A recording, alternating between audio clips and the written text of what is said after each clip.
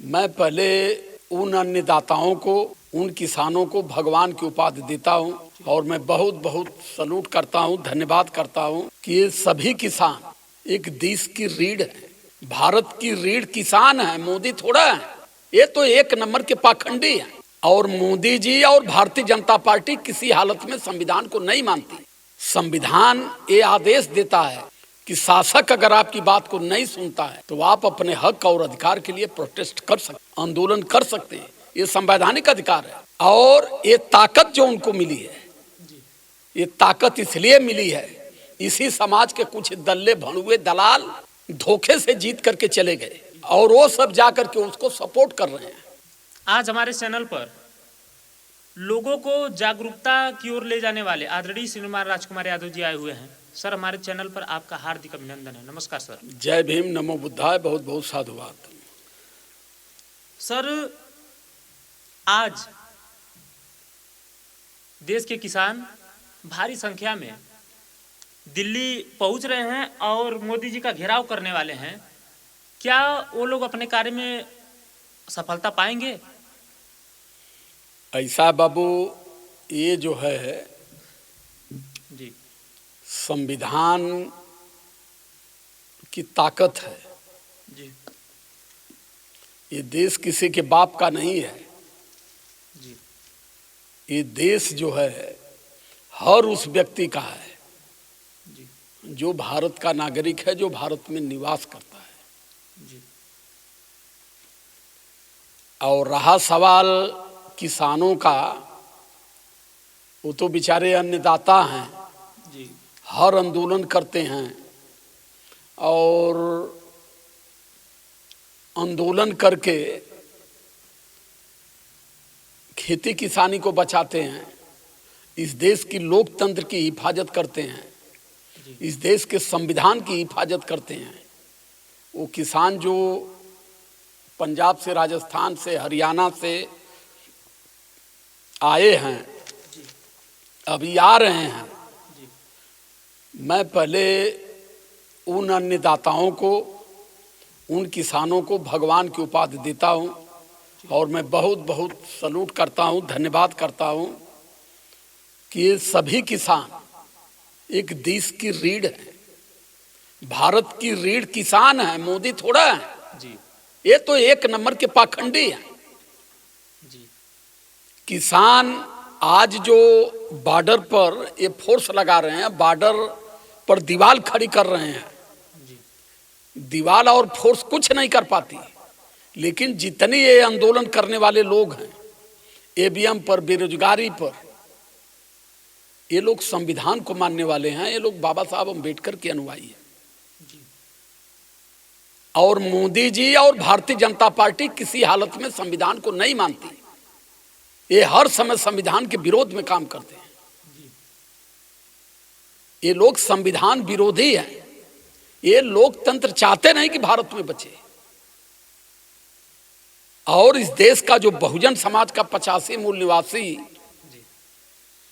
आवाम है, उसमें SC, ST, OBC, minority समाज में जितने लोग हैं, ये सारे लोग संविधान की तहजीब में रह करके अपनी बात करते हैं। संविधान ये आदेश देता है कि शासक अगर आपकी बात को नहीं सुनता है तो आप अपने हक और अधिकार के लिए प्रोटेस्ट कर सकते हैं, आंदोलन कर सकते हैं। ये संवैधानिक अधिकार है। लेकिन उसके साथ जो ये लोग हरामखोरी कर रहे हैं, कील लगा रहे हैं, कांटे लगा रहे हैं, जो पानी का बौछार मार रहे हैं, आंसू गैस छोड़ रहे हैं, ये अपनी कमजोरी का परिचय दे रहे हैं और ये बता रहे हैं कि हम लोग पूर्ण रूप से संविधान को मानने वाले नहीं हैं। और इस बार हम इसलिए सरकार में आना चाहते हैं कि हम संविधान को चेंज करके इस देश में 100 करोड़ लोगों को पंगु बना देंगे। ये सपना उनके मन में है, लेकिन ऐसा वो कर नहीं पाएंगे। और ये ताकत जो उनको मिली है, ये ताकत इसलिए मिली है, इसी समाज के कुछ दल्ले भड़ुए दलाल धोखे से जीत करके चले गए और वो सब जाकर के उसको सपोर्ट कर रहे हैं। मैं कई बार कहा हूं, अपने गीतों में भी कहा हूं कि बीजेपी का कोई भी व्यक्ति अब वो आएंगे लोकतंत्र की दुहाई देने। अरे लोकतंत्र में सबको लड़ने का अधिकार है, सबको बात कहने का अधिकार है। ये समाज के नाम पर, जात के नाम पर चुनाव जीत के जाते हैं और वहां जाकर के देश को बेचने वाले के साथ मिलकर के देश बिकवाते हैं, संविधान को पंगु करते हैं, लोगों के हक अधिकार को मारते हैं निहित अपने स्वार्थ के लिए। भड़काऊ भाषण देते हैं इनको, इन्होंने कहा आंदोलन जीवी लोग हैं, खालिस्तानी लोग हैं, ये भारत को चौपट करने वाले लोग हैं। ये अपने गिरिबान में झांक करके देखें पहले कि 2014 से लेकर के 2024 शुरू हो गया, इस 10 साल में भारत को कितनी कर्जा में इन्होंने डुबोया है। इस देश में मैं देख रहा हूं कि 40,000, 50,000, 30,000 जिसकी बिजली बिल जो गरीब नहीं दे पाया उसको तुरंत उठा के उसके ऊपर आरसी कटवा के तहसील में खड़ा करते हैं। हजारों करोड़, लाखों करोड़ अपने रिश्तेदारों से इन्होंने दिला के, भगवा के, और वहां जाकर के इनका कर्जा भी माफ कर दिया जी सर। और किसानों को 10,000, 20,000 के लिए तहसील में खड़ा करा के बेइज्जत करते हैं जी सर। तो मैं देखिए अपील पूर्वक कहता हूं पूरे भारत के 100 करोड़ लोगों से जी, किसी भी हालत में बीजेपी का नष्ट नाबूद होना चाहिए और इस बार किसी हालत में बीजेपी नहीं आनी चाहिए। अगर बीजेपी आ गई तो फिर यहीं से भारत समापन की ओर होगा और भारत को जी अब कोई बचा नहीं पाएगा। ऐसा है, चौधरी चरण सिंह जी भारत रत्न के अधिकार ही उनका है। जी भारत रत्न से ये देते, चाहे कोई और प्रधानमंत्री, इनको बहुत पहले ही भारत रत्न से सम्मानित करना चाहिए था। जी लेकिन जयंत अभी लवंडे हैं, लड़के हैं, राजनीतिक ज्ञान उनको नहीं है।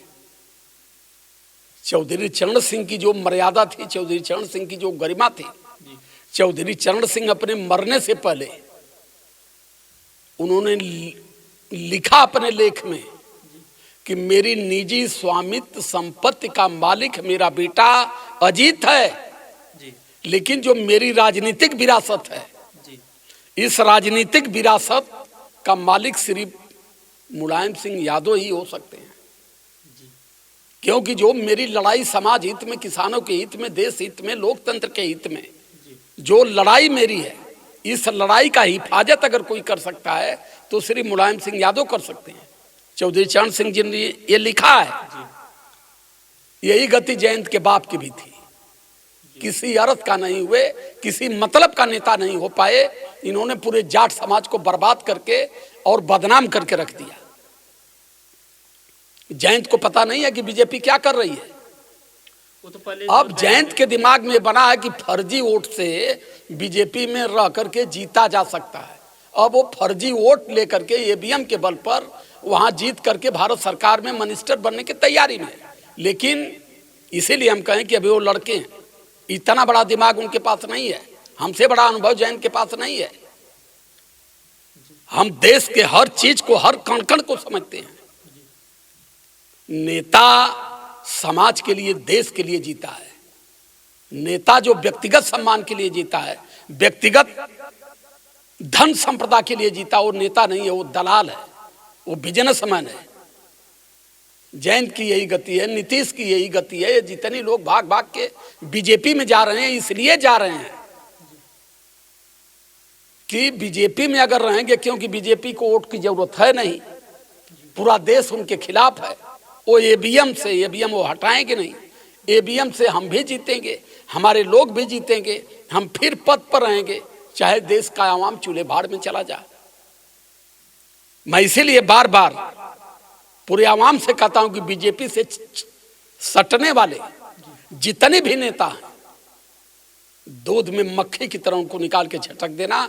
ये सब संविधान विरोधी और बीजेपी के दलाल लोग हैं, जो देश को बेचने के लिए इस समाज को तबाह करने वाले लोग हैं।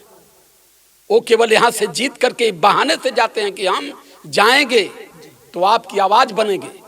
लेकिन बीजेपी के सिंबल पर पिछड़े समाज के, एससी एसटी समाज से जितने लोग जीत करके जाते हैं, पहले बीजेपी उनकी नसबंदी करती है कि तुम आए हमारे सैंपल पर जीत करके यहाँ बैठो, ऐश आराम करो, पैसा कौड़ी लो, निधि लो, और ध्यान रहे कि ज़्यादा से ज़्यादा हमारे ही लोगों को ठीका फटीका पैसा दे करके कमवाओ, और तुमको जितना कमाना है कमाओ, तुम्हारे पर कभी ईडी सीडी सीबीआई नहीं लगेगी। बीजेपी का ये चरित्र है, ये लोग देश को लूटने वाले हैं। जैसे अंग्रेज आए, तमाम लोग आए चले गए, उसी तरीके से ये सब जो आए हैं। मोदी का पूरा इतिहास मैं पूरे देश के आवाम से कहता हूं कि नेट पर सर्च करो, देखो कि 350 साल पहले मोदी की खानदान कहां से आई, भारत में कैसे आई। और ये सब आ करके तब पाकिस्तान नहीं था। जब मोदी की खानदान भारत में आई तो पाकिस्तान नहीं था। उधर से उस सब आए, पाकिस्तान के रास्ते से सीधे गुजरात में बिजनेस करने के लिए आए, और ये बन गए ओबीसी की। यहाँ ओबीसी की बड़ी जनसंख्या है। मैं परेशान बीजेपी वालों से नहीं हूं, मैं अपने लोगों से परेशान हूं। जो नेता हमारी सही लड़ाई लड़ रहा है उसको ये सब बदनाम करते हैं, और जो नेता इनकी दलाली करता है, अलग पार्टी बना करके समाज को तोड़ता है, उसका ये सब सम्मान करते हैं। मुझे भी कहते हैं कि कहीं ना कहीं अध्यक्ष जी बीजेपी आरएसएस के सपोर्ट में है, ये समाज को बांट रहे हैं। ये बात कहने वाले चूतिए से मैं पूछना चाहता हूं कि कहां तुमको लगता है मेरी बातों से कि मैं आरएसएस का, बीजेपी का गुलाम हूं, मैं उनकी भाषा बोल रहा हूं। मैं तो कह रहा हूं कि इस देश से जातियां खत्म कर दो, इस देश से संपूर्ण रूप से जातियां खत्म करके सभी लोगों को मानो मानो बना दो। एकाएक देश में शांति होगी, अमन होगा, कौन कितना बड़ा ज्ञानी है उसका पता चल जाएगा। इतिहास में पहली बार माननीय जोगी जी की सरकार में जब परीक्षा हो रही थी तो उसमें कहा गया, पहले रोल नंबर पर चलता था, लेकिन ये कहे कि उस कॉपी पर नाम लिखो, नाम के साथ साथ उपनाम भी डालो, ताकि जब उपनाम रहेगा तो ये पता चलेगा कि ये एससी का है, एसटी का है, ओबीसी का है। और रोल नंबर से पता नहीं चलता है। अब उनके उपनाम के नाम पर उनको नंबर मिलेगा और उनका क्वालिफिकेशन उस पर डिसाइड होगा। तो भैया हम तो पूरी ईमानदारी से अब पूरी जीवट से हम लगे हैं कि पूरे भारत को बीजेपी मुक्त करके एक शानदार भारत, शांति का भारत, एकता का भारत, नैतिकता का भारत बनाया जाए। लेकिन इसी में जो दल्ले हैं, जो बीजेपी वाले धन लुटा रहे हैं, जो खा रहे हैं, वो कर ना ना ना ना भारत तो राम के नाम पर चलेगा। जी सर, चलिए सर, हमारे चैनल पर आने के लिए बहुत बहुत धन्यवाद सर आपका। सादर जय भीम, नमो बुद्धाय। और मैं अपने सभी श्रोता साथियों से ये कहना चाहता हूँ कि ज़्यादा से ज़्यादा शेयर करके इस वीडियो को लोगों तक पहुँचाया करिए और चैनल को सब्सक्राइब किया करिए, ताकि इस भाई का भी हौसला बढ़े जो लगातार इस देश में लोकतंत्र और संविधान को बचाने के लिए काम करते हैं। सादर जय भीम,